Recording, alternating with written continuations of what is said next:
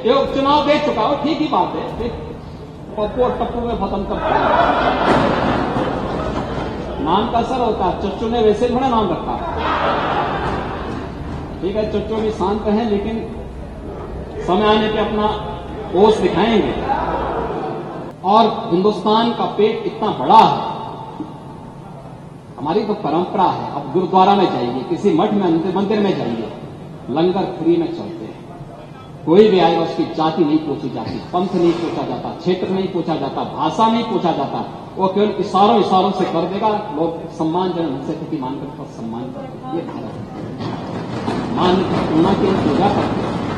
आप क्यों भारत को बदनाम करते हैं?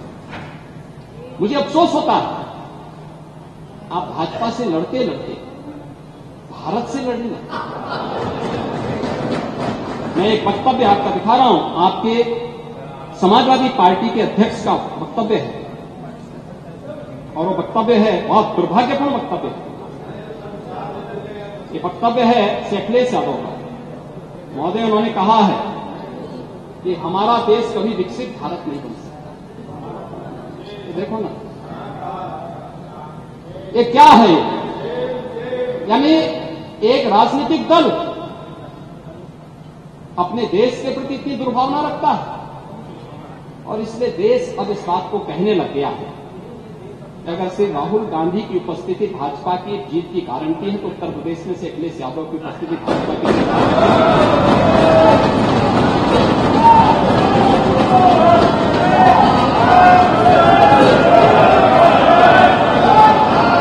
और ये गारंटी उपचुनाव में दे दिया है।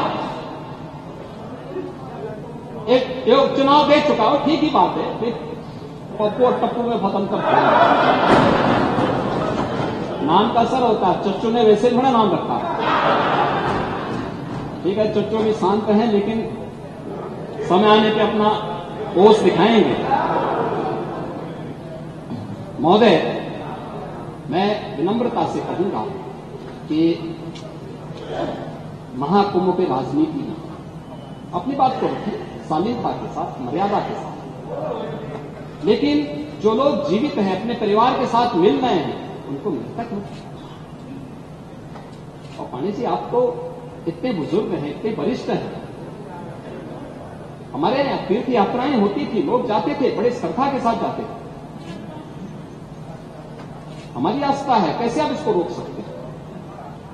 लेकिन उनको बदनाम मत करिए, उनकी श्रद्धा के साथ खिलवाड़ मत करिए। मैं तो तेलंगाना का भी उदाहरण आपको दे दिया, उत्तर प्रदेश का मैंने दिया, गोरखपुर का मैंने दिया, प्रयागराज का मैंने दिया। और जो लोग प्रयागराज में भगदड़ के शिकार हुए हैं या फिर विभिन्न रोड एक्सीडेंट के शिकार हुए हैं, सरकार की पूरी संवेदना है, सरकार उनके साथ खड़ी होगी। और इन सभी घटनाओं की जांच करने के लिए इसीलिए सरकार ने एक जुडिशियल कमीशन का गठन किया। जुडिशियल कमीशन अपना काम कर रहा है, तथ्य भी मांगेगा, जानकारी भी मांगेगा, हर एक स्तर की जानकारी लेगा। और मैं सदन को इस बात के लिए आश्वस्त करना चाहूंगा, इस बात के लिए आश्वस्त करूंगा कि प्रयागराज भगदड़ का कोई गुनाहगार होगा तो बख्शा भी नहीं जाएगा। कोई भी होगा, कहीं भी छुपा होगा, किसी भी स्तर पर होगा, और कितना भी बड़ा क्यों न हो, वो किसी भी स्थिति में बचेगा नहीं। ये मैं आप लोगों को आश्वस्त करता हूं, पूरे सदन को आश्वस्त करता हूं। लेकिन मैं आपसे एक बात, मैं विनम्र अपील भी करूंगा, आयोजन किसी पार्टी का, किसी सरकार का नहीं है। सरकार ने अपनी जिम्मेदारियों का निर्वहन किया है, प्रशासन अपनी जिम्मेदारियों का निर्वहन कर रहा है। यह आयोजन समाज का है, भारत का है, सनातन धर्म का है, और सनातन धर्म को और भारत को कृपया अपने राजनीतिक स्वार्थ के लिए बदनाम मत करिए। यही मेरी आप सबसे अपील थी। और मुझे लगता है कि महाकुंभ, आप प्रश्न खड़ा कर सकते हैं, शासन पर खड़ा करिए, लेकिन महाकुंभ पर प्रश्न मार्क खड़ा मत करिए, आस्था पर प्रश्न मार्क मत खड़ा करिए। और उसके बारे में तो आप इन बातों को कह रहे हैं, पहले आप लोगों ने कहा कि साहब संख्या बढ़ा चढ़ा करके कहीं जा रही है, उसको देखने के लिए स्वयं समाजवादी पार्टी के मुखिया वहां पहुंच गए कि वास्तव में भीड़ हो रही कि नहीं हो रही है।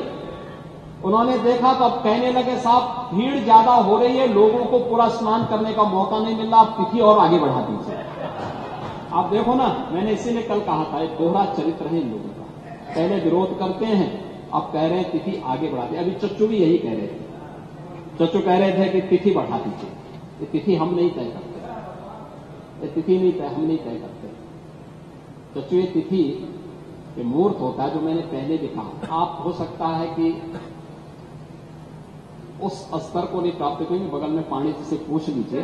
पौष पूर्णिमा से शिवरात्रि के बीच में आयोजन होना है। शिवरात्रि की तिथि तय है तो, और शिवरात्रि की तिथि तय होने के कारण उससे आगे नहीं बढ़ सकते, इसलिए बोलना है। क्योंकि आप शांत हो गए हैं ना। वैसे मैं आपको धन्यवाद दूंगा कि आपने मिल्कीपुर में सहयोग किया, मैं इसके लिए आपको बहुत बहुत धन्यवाद।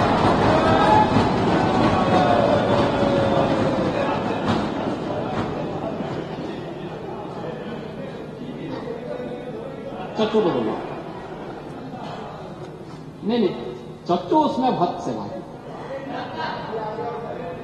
आप यहां भी सहयोग करने वाले हैं वो अभी।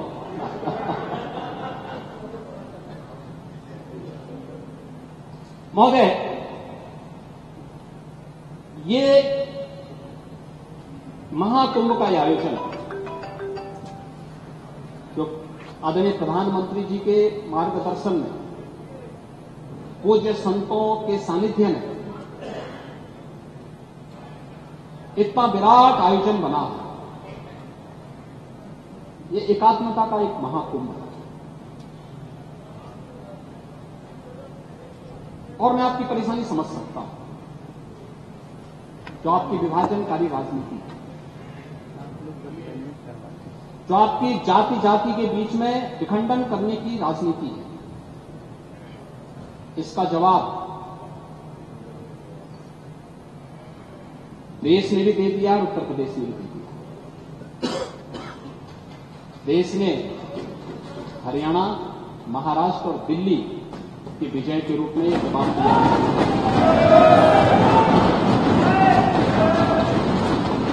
और उत्तर प्रदेश ने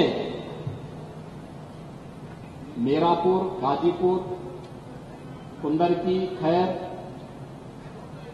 फूलपुर, मजवा, मिल्कीपुर और कटहरी के माध्यम से इसका जवाब दिया है।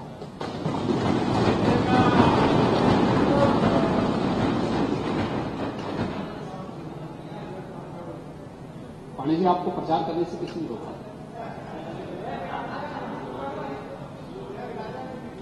आप मुझे बताइए, यानी आप करहल जीत जाएं कि आपकी विजय,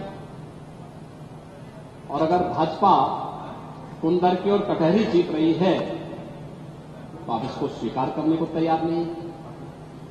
यानी भारत के संवैधानिक व्यवस्था में आपका विश्वास नहीं।